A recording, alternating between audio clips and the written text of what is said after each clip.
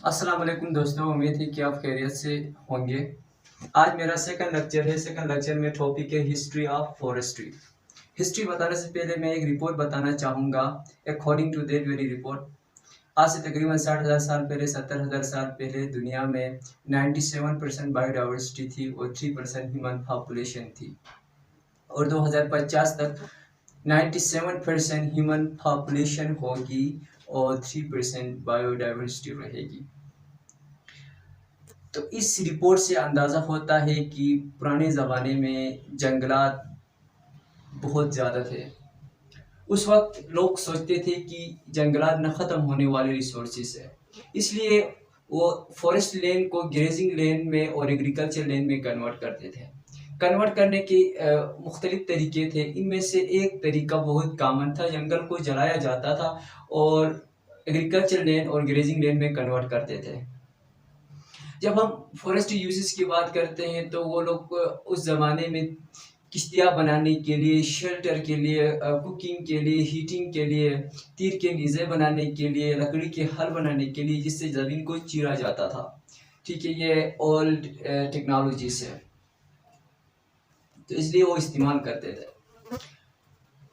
जब हम हिस्ट्री पे जाते हैं तो जंगलात की बाज़ाबिता तालीम 1825 में शुरू हुई, जब प्राइवेट फॉरेस्ट्री इंस्टीट्यूट कायम हुए।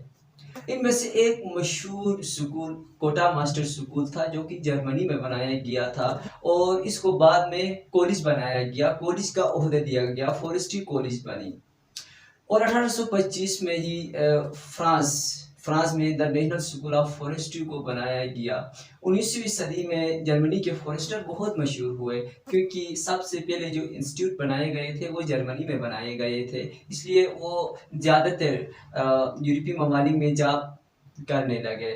जेफर पेनकोट पहला अमेरिकी फॉरेस्टर था, जिसको the father of American forestry भी कहा जाता है, और यूएस फॉरेस्ट सर्विसेज के पहले चीफ भी थे।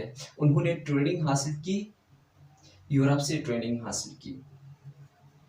जब हम 20वीं सदी की बात करते हैं तो 20वीं सदी में लैंड मैनेजमेंट के ऊपर बहुत सी लॉज, बहुत सी पॉलिसीज बनाई गई। 1940 के आगाज़ में यूनान, इसराइल, स्पेन और दीगर ममालिक ने लैंड मैनेजमेंट के ऊपर काम किया। स्पेशली उनका मकसद था फॉरेस्ट मैनेजमेंट करना था, वाटर शेड मैनेजमेंट करना था, इकोसिस्टम मैनेजमेंट करना था। जितने भी इकोसिस्टम सर्विसेज थे इनको मैनेज करना था, और फॉरेस्ट प्रोडक्ट से जितने भी फॉरेस्ट प्रोडक्ट्स इनको मैनेज करना था। 1945 में 42 ममालिक मिलकर एक ऑर्गेनाइजेशन बनाया गया, जिसको एग्रीकल्चर एंड फूड ऑर्गेनाइजेशन कहते हैं, और इसका एब्रिविएशन बनता है FAO कहते हैं। इसके बहुत मकासद थे। इनमें से जब हम फॉरेस्ट पॉइंट ऑफ व्यू से देखते हैं तो उनका मकसद एग्रीकल्चर प्रोडक्टिविटी को इंक्रीज करना था, और ऐसे प्लांट्स, ऐसे ट्रीज को ग्रो करवाना था जो कि कम्युनिटी के लिए भी फ़ायदा पहुंचा सके, और इसके साथ साथ क्लाइमेट चेंज को रिड्यूस करने में भी मौजूद साबित हो। जब हम व्हेन वी टॉक अबाउट बरसगीर की बात करते हैं तो बरसगीर में सबसे पहली फॉरेस्ट्री पॉलिसी हुकूमत बरतानिया ने बनाया था 1994 में। आफ्टर पार्टीशन 1955 में बनाई गई, 1962 में बनाई गई, 1980 में बनाई गई, 1991 में बनाई गई, 2001 में बनाई गई और 2009 में फॉरेस्ट्री पॉलिसीज बनाई गई, ताकि फॉरेस्ट जो डिग्रेड एरिया है इसको मेंटेन करें। डिफॉरेस्टेशन को रोकने के लिए मुख्तलिफ किस्म की policies, acts, rules and regulations बनाए गए। डॉक्टर खटक को द फादर ऑफ फॉरेस्ट्री इन पाकिस्तान कहा जाता है, यानी पाकिस्तान के अंदर सबसे ज़्यादा काम जो है ना डॉक्टर खटक ने किया था, इसलिए इसको father of forestry of Pakistan कहा जाता है। इसको फादर ऑफ फॉरेस्ट्री कहा जाता है, यानी फादर कहते हैं कि वो बाप वाला नहीं है कि फादर कहते हैं कि इसके अंदर इस टर्म में लिया जाता है।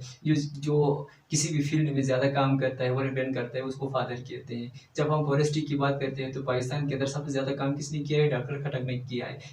जब हम चीन की बात करते हैं तो चाइना की बात करते हैं तो वहाँ पहले ज़मीन के तकरीबन ज़मीन की 30% रकबे में जंगलात फैले हुए थे। ओवर कटिंग, ओवर ग्रेजिंग की वजह से वहाँ से 17% रकबे जो है वो डिग्रेड हुआ था, ख़त्म हुआ था। फिर बाद में उन्होंने बहुत से प्लांटेशन प्रोग्राम्स मुनक्किद करवाए और रिजर्वेस बनाए, जिसकी वजह से 2005 तक उन्होंने 20% रकबे को बढ़ा दिया।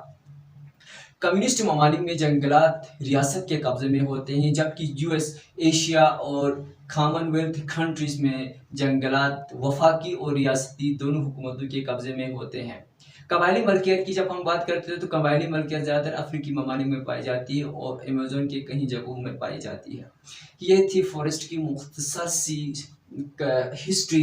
अगर आपको ये हिस्ट्री अच्छी लगी है तो अगर आप मुझे यूट्यूब पे देख रहे हैं तो मेरे पेज को सब्सक्राइब करें, बेल आइकन को ज़रूर दबाइएगा, क्योंकि नेक्स्ट आने वाले तमाम वीडियोस आपको टाइम पे मिल जाए। अगर आप मुझे फेसबुक के ज़रिए via Facebook you watch me, then you have to like my page, you have to follow my page in order to boost up my confidence।